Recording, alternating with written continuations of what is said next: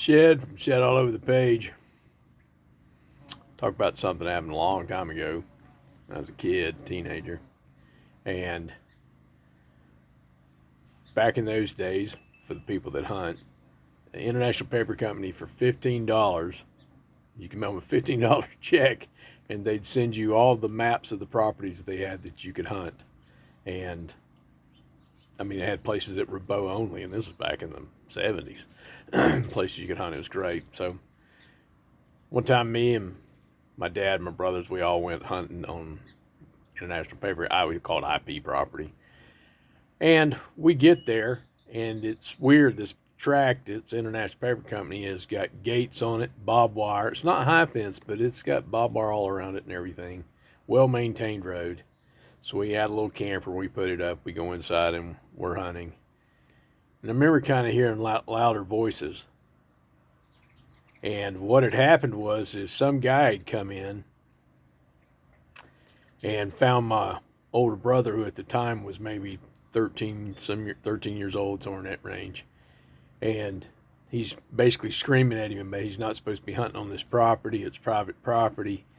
And basically, long story short is,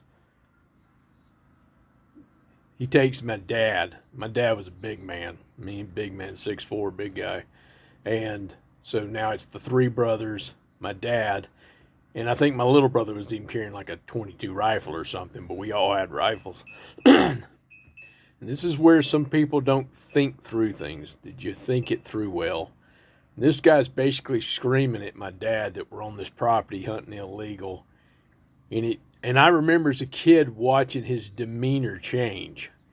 And in this age, at the age I am now, I realized that guy was sitting there yelling at a grown man, three people. Everybody's carrying a gun except him. And he realized, I didn't think this through, because this man's big enough just to beat the crap out of me, but everybody's armed. And what it turned out was, I'm not going to say what county it was in, but they told us you could hunt across the road, you just can't hunt here. And we went across the road, we met some guys, and every one of them said they had been arrested by the local sheriff. And it was where the sheriff, the mayor, they had basically taken over some International Paper Company property and made it their own personal hunting preserve.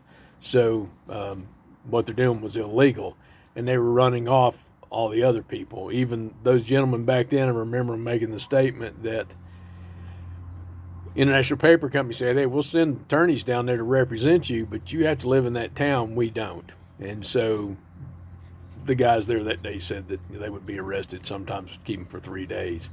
But that was, some politics back then that was corrupt.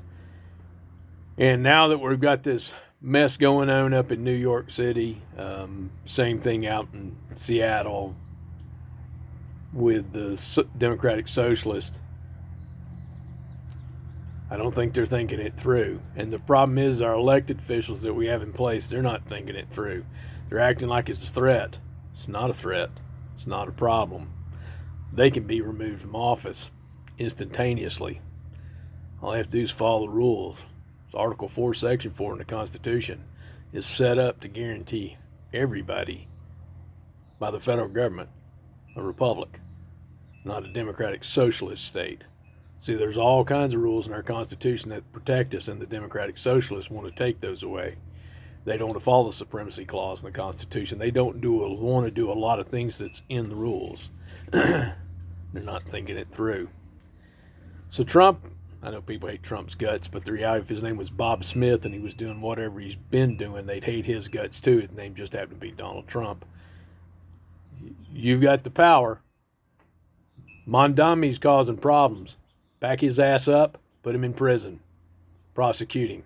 Article 4, Section 4. Same thing for the lady out in Seattle. We don't live under a democratic socialist nation. Shed off page.